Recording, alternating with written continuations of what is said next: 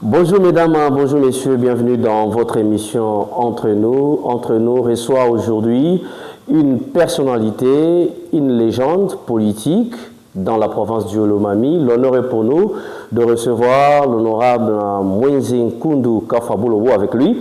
Nous allons échanger sur plusieurs préoccupations, mais d'abord, nous lui souhaitons la bienvenue. Bonjour honorable. Bonjour messieurs les journalistes. Honorable, vous allez bien? Très bien. Honorable, avec vous, entre nous échange sur la question très importante, la dette que la province avait prise au niveau de la Banque Afriland. Vous êtes parmi ceux qui ne sont pas d'accord avec cet engagement. Quelle lecture, quelle position avez-vous par rapport à cette question? Merci beaucoup, monsieur le journaliste. Vous n'êtes pas un communicateur. Vous êtes journaliste parce que, partant de votre question que vous venez de me poser, je constate, je vois dans vous toute une pensée, toute une philosophie qui doit chercher peut-être à recadrer ou à informer le public d'une manière objective, d'une manière sincère. C'est vrai. Avant d'attaquer ce point chaud qui vient de plonger la province du Olomami dans un trou plus profond, par rapport à ma discipline, je voudrais d'abord faire un pas de recul. Le pas de recul concerne la décentralisation. Bien qu'elle soit constitutionnelle, pour la mettre en une activité, pour que ça soit effective. Ce n'était pas une mince affaire. Je sais, l'argent a circulé au niveau de l'Assemblée nationale. L'ex-gouverneur du Katanga, à l'époque, Moïse Katumbi Tchepo, avait corrompu tous les députés katangais pour qu'ils ne puissent pas accepter l'effectivité de la décentralisation parce qu'ils dirigeaient les grands Katanga à l'époque et les grands Katanga étaient les vrais pourvoyeurs de fonds. Et est-ce qu'il fallait que tout le monde soit de son obédience? Non. À l'époque, le gouverneur Moïse Mangenzmas a vu que les gens ont toujours dit que le Olomami était une province pauvre. Et Moïse Mangenzmas nous a utilisés, nous, du Olomami. Utilisés. Il nous a utilisés. Il nous a utilisés de quelle manière? Par la sensibilisation. Pour dire que le Olomami n'est pas pauvre.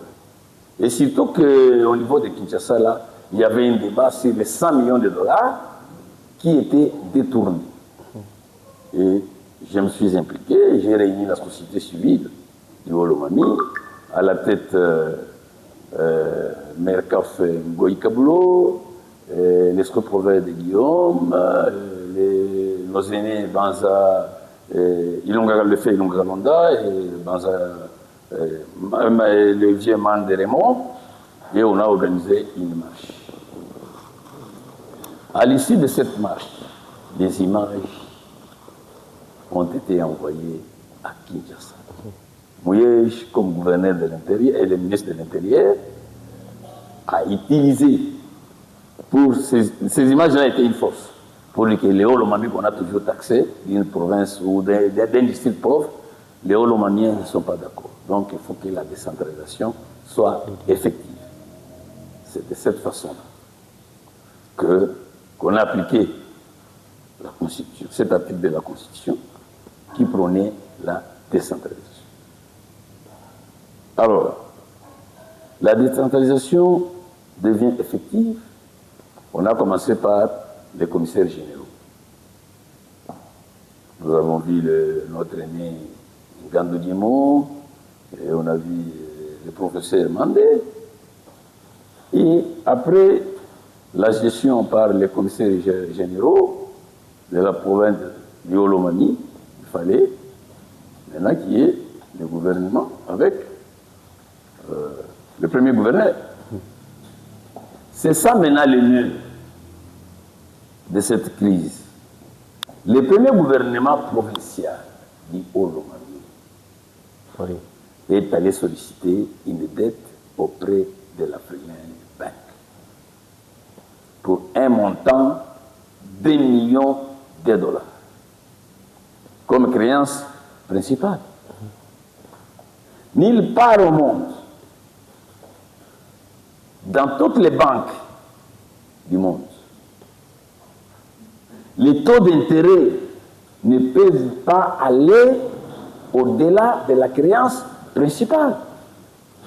Voyons maintenant de 2016 jusqu'à aujourd'hui, la province continue à payer cette créance principale-là. La dette n'est jamais finie. Qui ne finit pas. Et si nous prenons par exemple, et même les taux d'intérêt, parce que la province, c'est une personne morale, oui, et non une personne physique. C'est-à-dire les taux d'intérêt est bas par rapport au taux d'intérêt d'une personne physique. Alors, de 2016 jusqu'à aujourd'hui, en 2025, la province continue à payer. La province continue à payer. C'est pourquoi moi je m'insurge contre cet endettement-là. C'est-à-dire que les signataires, dans leurs contrats, il y a ce que nous appelons d'abord les contrats, ils auraient, parce qu'ils sont allés au-delà de ce qui était prévu. Et ça devient, il y a encore un contrat légionnaire, c'est-à-dire, ils profitent les intérêts. Qui profite? Les signataires de cet endettement-là au niveau de la Freeland. Qui sont? Donc, c'est-à-dire le premier gouvernement du Olomani. C'est pourquoi, au moment où je vous parle, il n'y a pas à vous cacher, il y a une plainte, parce que je suis congolais, la Constitution me donne ce pouvoir-là, de me plaindre quand on constate qu'il y a une mauvaise gestion, il y a la corruption, il y a ceci, hein,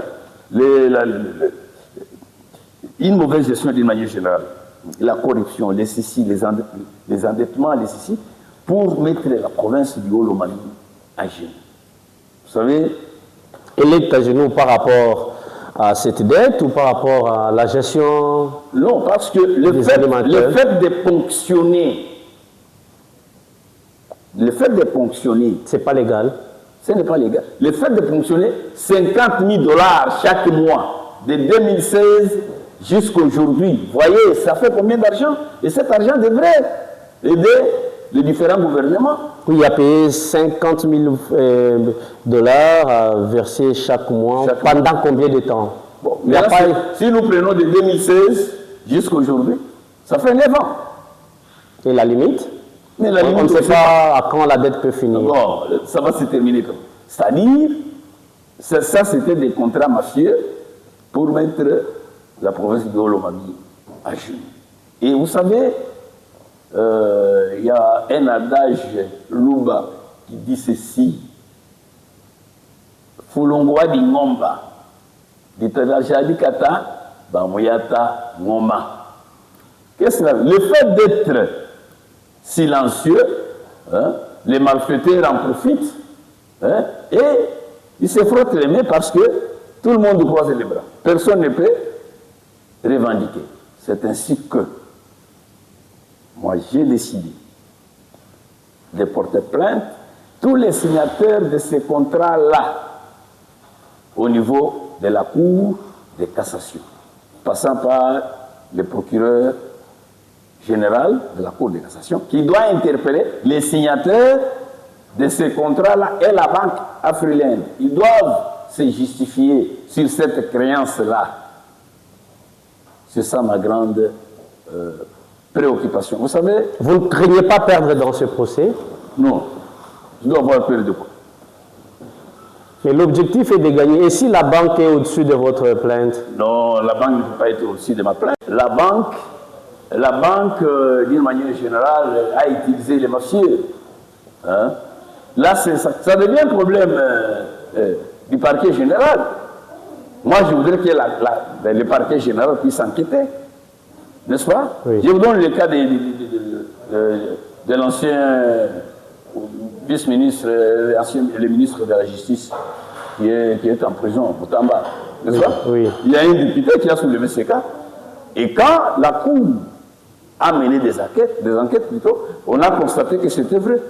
On est tombé sur Ah, donc vous donnez de la matière cette fois-là à la Cour de cassation? Moi, je donne de la matière. Bon, le cas de Matata Pony, n'est-ce pas? Oui. On a dénoncé. Et quand la Cour a vérifié, a enquêté, on a constaté qu'il y avait des tournements. Mais à ce jour, la province ne sent pas qu'il y a retard de développement parce que depuis l'avènement du gouverneur Banza, on sent qu'il y a quand même des avancées. Vous êtes aussi de cette opinion? Oui, de ce côté-là, je peux me redire, parce que, vous savez, moi, je ne suis pas un monsieur qui gobe n'importe quoi. D'ailleurs, dernièrement, il y a eu des petits problèmes, parce que le fait de dire tout simplement coup de chapeau à son Excellence, monsieur le gouverneur Mamo, et là où les aînés ont échoué, vous venez de faire un grand geste, parce que depuis que nous sommes dans la province du Holomanie, on n'a pas vu quelqu'un qui a acheté des engins. Hein? Le gouverneur Marmon l'a fait. Je ne sais pas où est-ce qu'il a trouvé de l'argent pour répondre. Il dit que c'est l'argent de la province. Ah, alors s'il dit que c'est l'argent de la province, beaucoup de chapeaux. Mais si les 50 000 $ là, n'est-ce pas, n'étaient pas ponctionnés chaque mois, il l'aurait avancé. C'est dire qu'il allait faire mieux que ce qu'il est en train de faire. Alors c'est pourquoi. Donc c'est ça votre lutte? C'est ça ma lutte. C'est ça ma lutte parce que, vous savez, moi je ne souhaiterais pas être un héritier de bonheur. Non, je souhaiterais être un héritier de malheur. Pourquoi?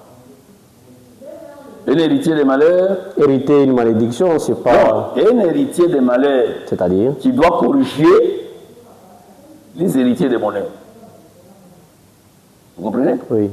Hein? Et vous savez, quand quelqu'un a une plaie au bras, et que sur cette plaie-là, il y a une croûte, n'est-ce pas? Il est difficile de soigner la plaie, monsieur le journaliste. Il est difficile. Parce que les produits pharmaceutiques qu'on doit mettre au-dessus de la croûte n'atteindront jamais la plaie. Alors, il faut décaper la croûte pour que les produits pharmaceutiques touchent la plaie. C'est à ce moment-là que la plaie sera guérie.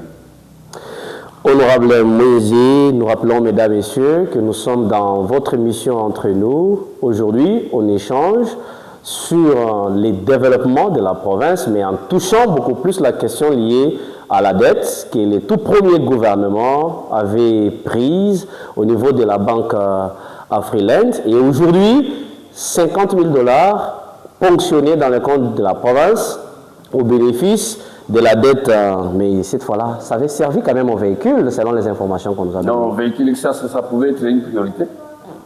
Mais c'était pas quand même bon qu'on voie un ministre marcher à pied. Est-ce que ça pouvait être une priorité? Ça ne pouvait pas être une priorité. Parce que si vous prenez les 1 million de dollars, n'est-ce pas? Oui. Pour 10 véhicules de ministres, oui. N'est-ce pas? Oui. Faites vous-même des calculs. Si prenons l'exemple d'une Jeep qui pouvait coûter 50 millions. D'ailleurs, je vois, c'était le Jeep de 10 000 $, quelque part. Oui. Mais alors, prenez les 1 million là, divisé par 10. Ça pouvait être combien? Ça veut dire une Jeep à 100 000 $. Est-ce qu'on a mené de telles Jeeps? Les transactions?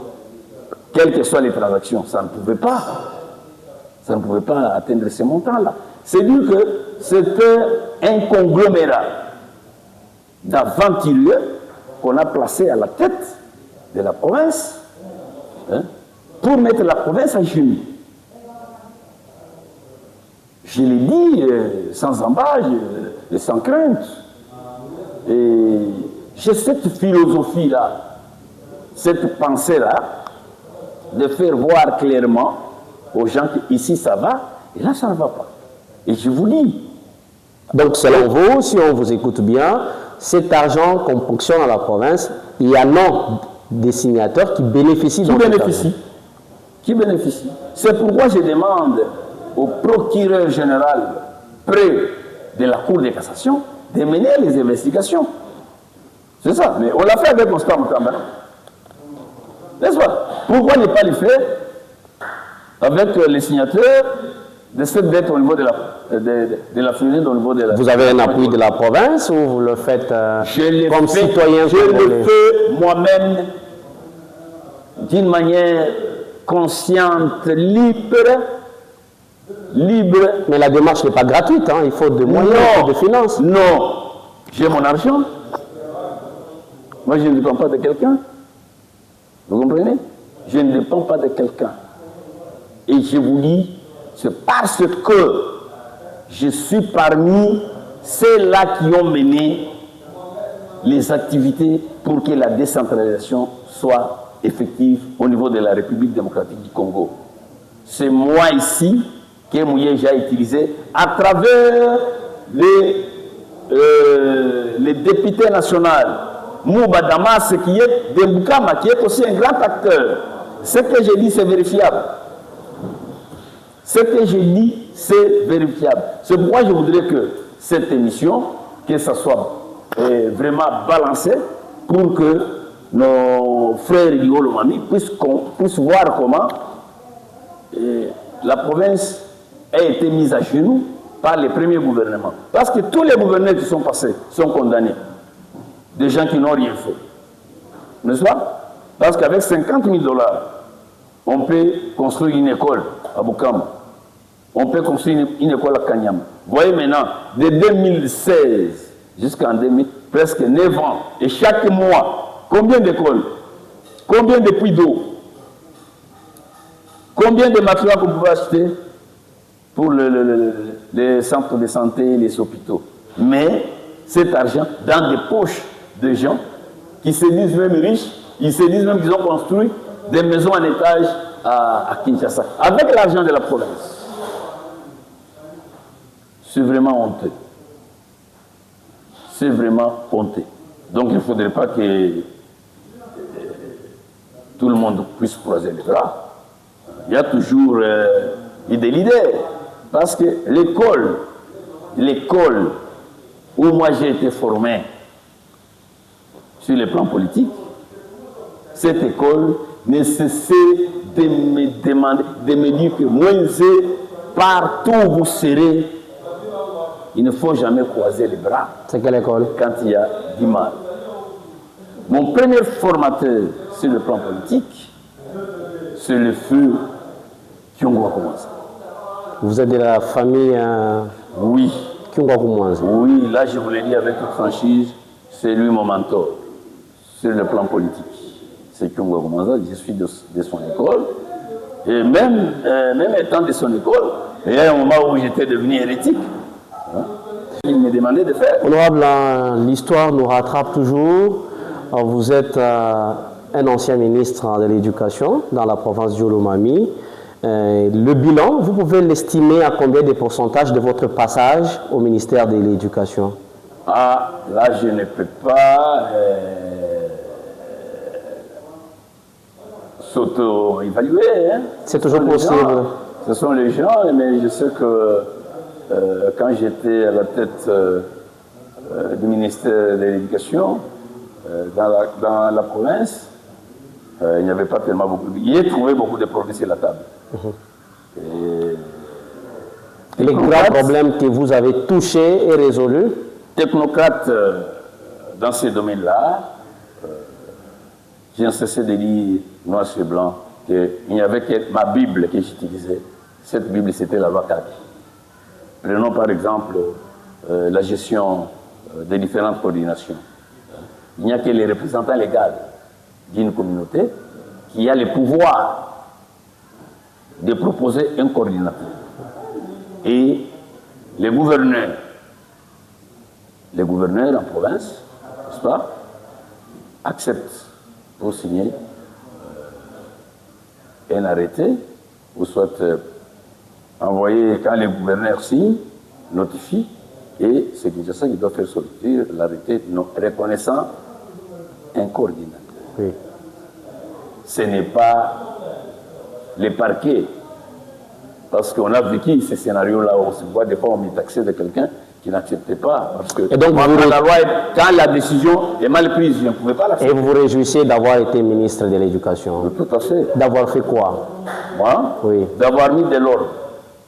Dans quoi?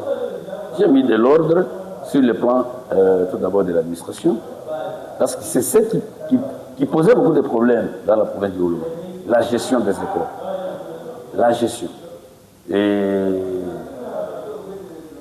nos amis, par exemple, des écoles privées, qui pour eux, qui pensaient que quand on est responsable d'une école privée, n'est-ce pas, on peut se permettre de tout faire. Non. Les écoles privées sont gérées sur base d'un code du travail. Il faut que les enseignants qui sont dans des écoles privées aient des contrats au niveau de l'inspection du travail. Et l'administration, oui. L'administration, oui. Les inspecteurs. Parce que ce qui est dans l'école privée, ce qui est privé dans une école privée, ce ne sont que les bancs, les bâtiments. Les enfants appartiennent à l'État congolais. C'est pourquoi l'État envoie des bulletins, l'État envoie des programmes, et les enfants participent aux examens, aux évaluations. Vous comprenez? Mais ce qui n'est pas le cas, et tout ça, moi j'ai mis de l'ordre. C'est peut-être après mon départ qu'un promoteur d'une école pouvait faire tout ce qu'il veut. Et pourtant non. Voilà, mesdames et messieurs, on continue. Honorable Moïse, aujourd'hui, toujours politique, politicien, acteur politique, vous êtes de quelle obédience? Bien. La famille politique? Présentement, moi je suis de FIDEC. FIDEC, c'est notre patronne, la dame gouverneure Fifi Massouka, du là-bas. Je suis de FIDEC. Et FIDEC soutient les actions du chef de l'État. Bon. Alors, chez nous, on a toujours dit, tout celui qui entre dans la maison de votre maman, c'est votre papa, n'est-ce pas? Oui. Quelle que soit sa taille. Ce n'est pas vous de dire que non, maman, comment vous devez accepter un papa de petite taille et de ceci et de cela. Non, ça, c'est pas votre problème. Comment vous réfléchissez? Vous pensez à soutenir les gouvernements centraux dans la province, dirigés par Marmo Banza, vos actions pratiques que vous menez pour soutenir vraiment? Bon, le gouverneur Banza, moi-même, c'est un gouverneur tout d'abord calme. Il est difficile de découvrir ou d'avoir facilement ce qu'il pense. Bon, pour ces temps, bon, il est réaliste. Il faut qu'il soit soutenu, bien que la politique, elle est compliquée parce qu'elle est dynamique. Parce qu'il y a ceux-là, peut-être, bon, qui cherchent à rester dans les statu quo, du moment que les histoires avancent. Donc, quand quelqu'un fait mieux, pourquoi ne pas l'appuyer? Vous l'appuyez. S'il y a des erreurs, venez vers lui. Vous lui dites que non, ici ça va, ici ça ne peut pas. Je sais que moi, je l'ai rencontré déjà, depuis qu'il est gouverneur. Je l'ai rencontré 2 fois pour inciter le gouverneur s'il a eu. Ça non.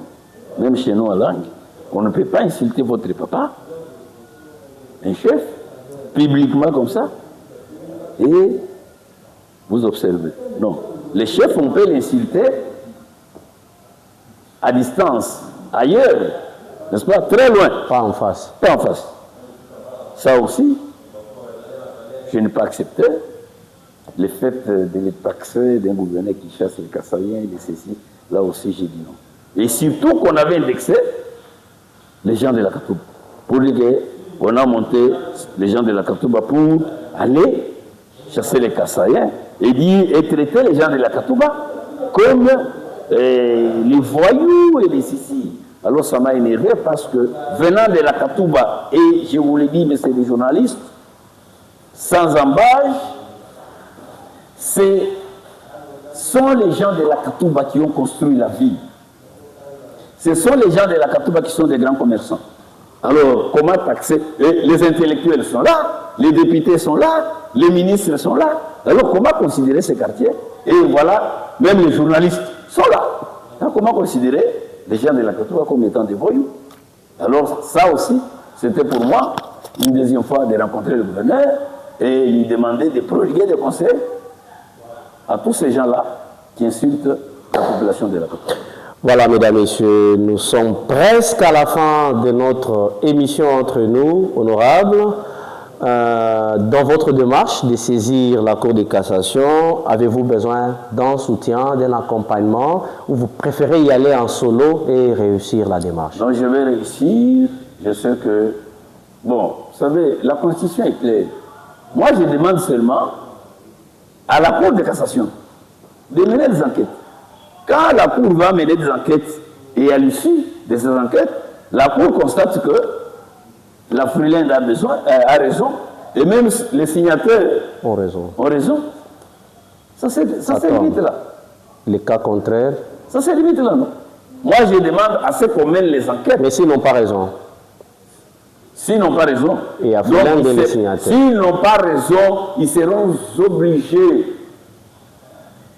Ils seront obligés de restituer les dû, ce qu'ils ont eu comme le surplus de la créance principale, d'après le calcul. Peut-être une question très importante ne vous avait pas été posée alors que vous aviez de la matière. Est-ce que vous avez un dernier message à la population de Jolomami, au gouvernement et à tous les acteurs politiques? Oui. Pour les acteurs politiques, je voudrais leur exprimer mes regrets. Comment? Mes regrets pourquoi? Comment les députés nationaux doivent se taire par rapport à cette créance? Ce sont eux qui devraient d'ailleurs se mettre debout. Les députés provinciaux de la même manière. Mais ils sont là, bras croisés, comme si les 50 000 $ perdus chaque mois là ne pouvaient pas les aider. Et pourtant, ils sont les défenseurs de la base. C'est ça. C'est pourquoi j'ai dit, moi je m'inquiète. C'est dit comme si c'était une matière où la banque est en train de se frotter les mains, les signataires se frottent les mains, il n'y a personne qui pouvait se mettre debout. Et c'est ainsi que je voudrais être le Moïse. Le Moïse Diolomami. Le Moïse Diolomami, dans ces dossiers. Et je m'engage. Je m'engage. J'ai personnellement, en tout cas je dois m'engager. Je ne dois pas croiser les bras. Avec ou sans les soutiens de quiconque? Écoutez, la Constitution est claire. Tout Congolais qui a droit, qui voit qu'il y a quelque chose, la liberté d'expression. La Constitution donne cette prérogative. Exact. C'est ça, non? C'est ça. Maintenant que c'est la Cour de cassation qui doit se prendre en charge, vérifier si la banque a raison. Ok. Si la banque n'a pas raison, on doit restituer. C'est bien fini, mesdames et messieurs, mais bien alors de finir, honorable, je le dis, vous étiez ministre de l'Éducation. Qu'est-ce que vous n'avez pas fait à l'éducation? Vous avez laissé ça comme ça? Bon, je vous ai dit que tout ce qu'on a fait, il n'y a que... de l'ordre que vous avez mis dans l'administration? Il y a beaucoup d'histoires là où on ne peut pas tout entrer dans vous ne voulez pas parler de vous-même? Non, non, il n'y a que la base, la population. Tout celui qui a à dire, qu'il vient le dire dans le livre, vous allez le constater, dans le but de pousser que les histoires évoluent, changent et que les Olomami soient les Olomami attendus depuis des années. Mesdames, Messieurs, la fierté était la nôtre d'échanger aujourd'hui avec l'honorable Moïse Koundouka Fouaboulobou Jean de la Croix. Vous le connaissez peut-être plus que moi. C'est pratiquement un député national honoraire, un ministre, un prophète. Il a occupé des grandes fonctions dans la province, dans le pays. Et aujourd'hui, l'honneur était pour nous d'échanger avec lui sur son amour avec la province du Olomami. Vous l'avez entendu et le reste est à venir. Merci de nous avoir fait confiance. Merci à vous de nous avoir suivis. Merci à Gauthier Monga pour les actions derrière la caméra. Mesdames, Messieurs, les prochains numéros est peut-être pour vous. Merci de nous avoir suivis.